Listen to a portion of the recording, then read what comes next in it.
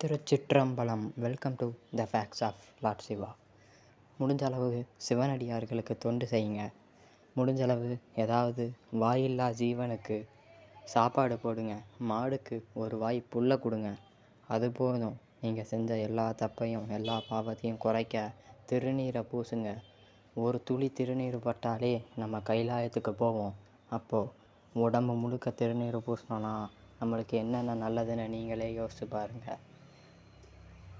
சிவன் நம்ம கூட எப்பவும் இருக்கார். அவருடைய துணை நம்மளுக்கு எப்பவும் இருக்குது. அதனால் அன்பே சிவம், அதை உணர்வதே தவம்.